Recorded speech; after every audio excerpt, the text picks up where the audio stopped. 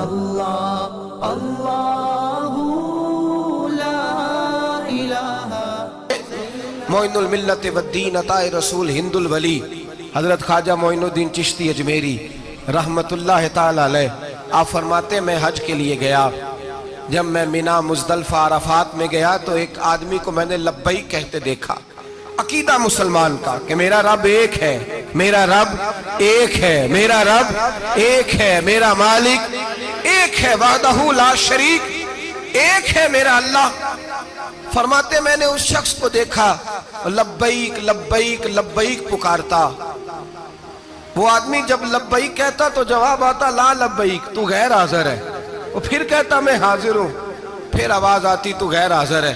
حضرت خواجہ معین الدین اجمیری علیہ رحمہ فرماتے ہیں میں نے مجمع سے بازو پکڑ کے باہر نکالا اور میں نے کہا بھائی تجھے پتا ہے جب تو لبیک کہتا ہے تو جواب آتا ہے لا لبیک، تو غیر حاضر ہے، تجھے پتا ہے؟ آپ فرماتے ہیں وہ رو پڑا، کہنے لگا معین الدین مجھے پتا ہے۔ میں نے کہا اچھا؟ کہنے لگا حضور 24 سال بیت گئے، میں ہر سال حج کرنے آتا ہوں، یہ میرا 24واں حج ہے، اور ہر سال آ کے کہتا ہوں لبیک لبیک، میں مصطفیٰ کریم کا وسیلہ لیے حاضر ہوں، لبیک لبیک۔ یہ بے نیاز ہے، ہر سال مجھے کہتا ہے لا لبیک، نہیں تو غیر حاضر ہے، ہر سال کہتا ہے۔ خواجہ صاحب فرماتے ہیں اس کی بات سنی تو میرے وجود کے رونگٹے کھڑے ہو گئے۔ میں نے کہا پھر تو ہر سال آ جاتا ہے، ہر سال ہی آ جاتا ہے، 24 سال ہو گئے ہر سال۔ تو فرماتے اس نے توحید بیان کی تو میری چیخیں نکل گئیں، میدان عرفات میں کھڑے ہو کے اس نے توحید کا اعلان کیا تو میرا وجود تڑپنے لگا، آہیں اور سسکیاں نکلنے لگیں۔ کہنے لگا معین الدین ایک ہی تو رب ہے، یہاں نہ ہوں تو کہاں جاؤں،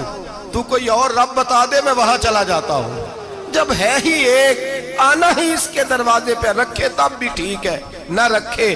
تب بھی اس کی بے نیازی ہے یہی، کہاں جاؤں، کس کے دروازے پہ جھکوں، یہی میرا مالک، یہی میرا خالق، یہی میرا رازق۔ خواجہ صاحب فرماتے میں وہاں کھڑا تھا، حاطف غیب سے آواز آئی معین الدین تو پیچھے ہٹ جا، یہ میرا اور میرے بندے کا معاملہ ہے،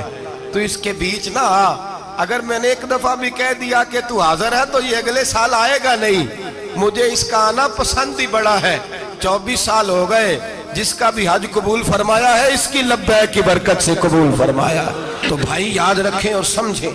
توحید یہ ہے کہ میں تیرا ہوں، اے اللہ میں مالک میں تیرا ہوں، میں کدھر جاؤں۔ میرے اعلیٰ حضرت فاضل بریلوی رحمت اللہ علیہ کے والد گرامی بڑی خوبصورت بات فرماتے مجھے دعا مانگنے کا طریقہ میری بیوی نے سکھایا ہے۔ حضرت کس طرح؟ فرمانے لگے ایک دن مجھے اس نے کوئی کام کہا، کوئی ضرورت گھر کی بتائی، تو میں نے کہا میرے پاس پیسے نہیں ہیں، کچھ دنوں میں دے دوں گا۔ عورتوں کا مزاج ہوتا ہے، گھر کے کام انہوں نے بتانے ہوتے۔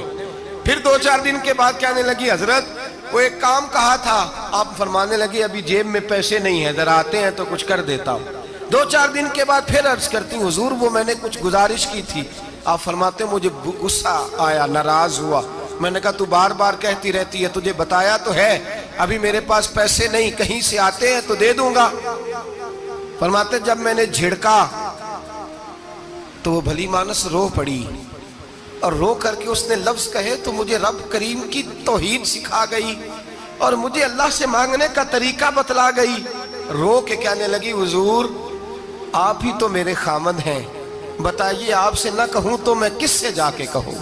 کون ہے میرا اور میں کس سے جا کے کہوں، کس سے جا کے میں کہوں کہ میرا یہ غم بانٹ دیا جائے۔ آپ فرماتے ہیں اس نے بات کہی تو میں رونے لگا، مجھے کہنے لگی حضور کیا ہوا آپ رو پڑے؟ تو میں نے کہا سمجھ آ گئی ہے، جب میں بھی کہوں گا نا مولا میں بڑا پریشان ہوں، میں دکھی ہوں، میں تکلیف میں ہوں، میں آزمائش میں ہوں، میں بیمار ہوں، اے اللہ میں اولاد کی وجہ سے پریشان ہوں، اے اللہ میں جوان بیٹی کے سبب سے پریشان ہوں، اے اللہ میں فلاں تکلیف سے پریشان ہوں، اے اللہ امیر زبانہ میری غربت کا مذاق اڑاتا ہے، اے اللہ جائیدادوں والے مجھ بے گھر کو ستاتے ہیں، اے مولا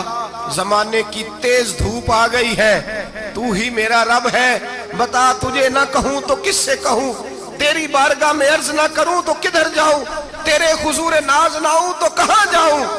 فرماتے ہیں جب میں یوں رو کے دعا کروں گا تو عرش کا مالک یقیناً دروازے کھول کے فرمائے گا میرا بندہ جو مانگتا ہے اسے فوراً عطا فرما دو،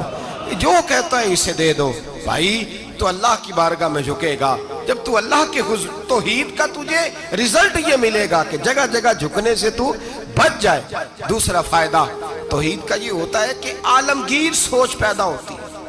عالمگیر توحید باری تعالیٰ کا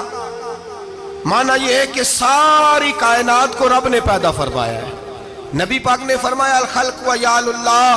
فاحب الخلق الی اللہ ما احسن الی یالہ، ساری مخلوق اللہ کا خاندان ہے اور اللہ اس بندے سے محبت کرتا ہے جو اس کی مخلوق سے پیار کرتا ہے۔ یہ سوچ پیدا ہوگی، سوچ جب تو اللہ تبارک و تعالیٰ کی توحید کو مانے گا تو پھر تیری توجہ جائے گی کہ تیرے نبی پاک نے فرمایا ہے سارے انسانوں کو اللہ نے بنایا ہے، کوئی اجمی نہیں، کوئی عربی نہیں، کوئی گورا نہیں، کوئی کالا نہیں، کوئی اونچا نہیں، کوئی نیچا نہیں، کوئی غریب نہیں، کوئی امیر نہیں، ایک ہی صف میں کھڑے ہو گئے محمود و ایاز، نہ کوئی بندہ رہا نہ کوئی بندہ نواز، بنداؤں صاحبوں محتاج و غنی ایک ہوئے اور تیری سرکار میں پہنچے تو سبھی ایک ہوئے۔ فرمایا جب تو اللہ کو مانے گا پھر اللہ کی ساری مخلوق سے تو پیار کرے گا اور پھر تو بندوں کی طرف سے بے نیاز ہو جائے گا۔